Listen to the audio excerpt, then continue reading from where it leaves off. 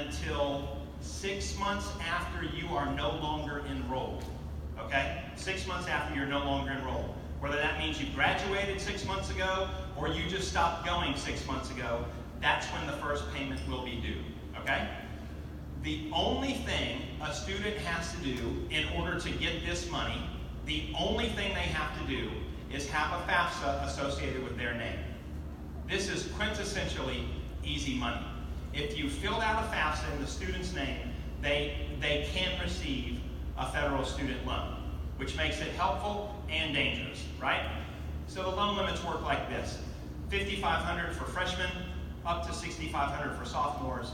Juniors and seniors can get $7,500 each year. The quick math on that is $27,000. A student can, without batting an eye, graduate $27,000 in debt, right? Students often don't recognize the importance of what debt means, but as parents we do. So it's not that you shouldn't take out student loans, it's just that you should know what they look like and how they work, okay? The federal student loans for the 18-19 school year can be drawn at an interest rate in this middle area here of 5.05%, okay? So any money drawn out in the 18-19 school year will be taken out at 5.05%. You can see previous year, which is last school year, it was 4.45%. What are interest rates doing in the market right now? They're climbing, right? They've been at historic lows, they're climbing. The interest rates on these loans are probably going to continue to climb that same ladder, right? So for the next decade or so, these are going to climb up that hill. So you're probably thinking, John, I've heard about students graduating $100,000 in debt, but from what this slide says, you can only graduate, the student can only graduate $27,000 in debt. What am I missing? That's a great question. Students, meaning the student associated with a particular social security number, can only graduate $27,000 in debt. That's the most they can accumulate. You happen to be a creditworthy individual. So what this system does for you is you can apply for a loan called a PLUS loan that has a different limit structure. Generally speaking, it's as much as the college charges. Isn't that interesting, right?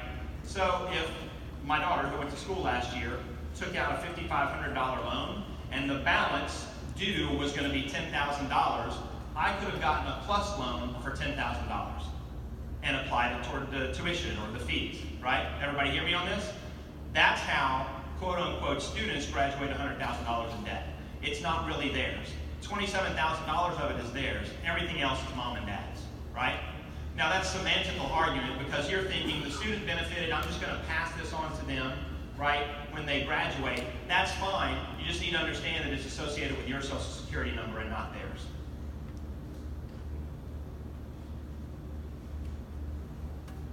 All right, so I'm a big fan of planning, and I think that complex systems and large sums of money to be spent demand some planning. I think you get better outcomes. It's what I help clients with every day. Let's plan, let's set some goals. So I want you to think about the way you're going to interact with the system. Let's plan and set some goals.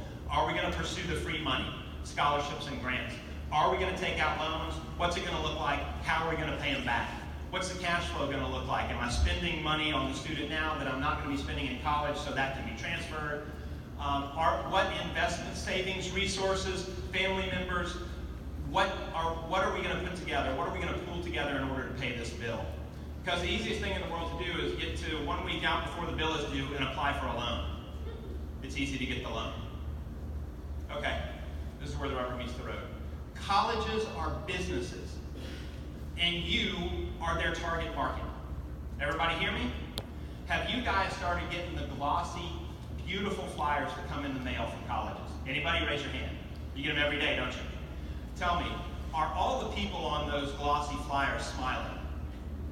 Are all the lawns mowed? Are all the buildings beautiful? Yes. Remember I mentioned the shiny college on the hill? My daughter started getting this stuff from Stanford University.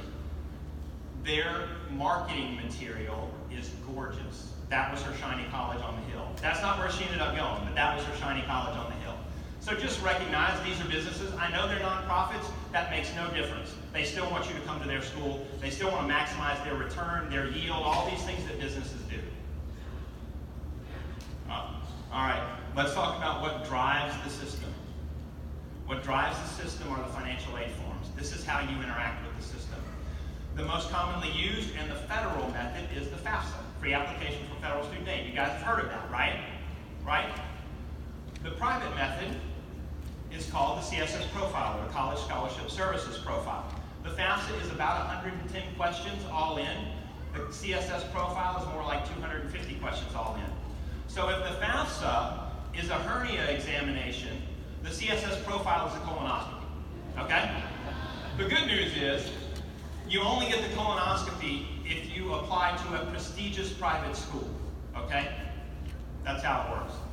Both forms are trying to derive a number called the EFC. What did I tell you to think of when I said EFC? The number they think you can pay. If anyone has seen their EFC, you are smiling inside, because when I say the number they think you can pay, you're like, they were crazy, because that thing said $40,000, right? The EFC comes out the bottom of the FAFSA and it says $40,000, and you're like, $40,000 what? Over 10 years? No, that's 1 year, right? That's how the form works, that's how the system works. So let me teach you how to interact with it intelligently. Okay, so brief example. Let's go to the first example. Cost of attendance, think sticker price. That's the price of the Mac Daddy. EFC means the number they think you can pay. They take their sticker price, subtract the number they think you can pay, and what comes out the other end is what they call your need, okay? So the sticker price is 50, they think I can pay 20.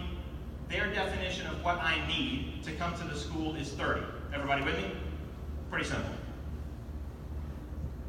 Okay. Base year, go into the base year for just a second. So this year's class, the class of 2019, right, is going to require, the form is going to require your 2017 tax return, right? They call it the prior year method. When you think of it, all you think is if my student graduates in 19, they need 2017. If they graduate in 20, they need 2018, okay?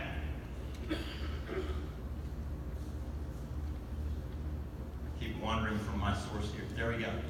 Okay, so how does the form work? This is where we officially pull back the curtain. The form, which is, when I say form, I mean online, right? You go to the website, FAFSA.org, and it's going to have a question, and it's going to have a field by it where you can type in a number. So, and then as you type in a number,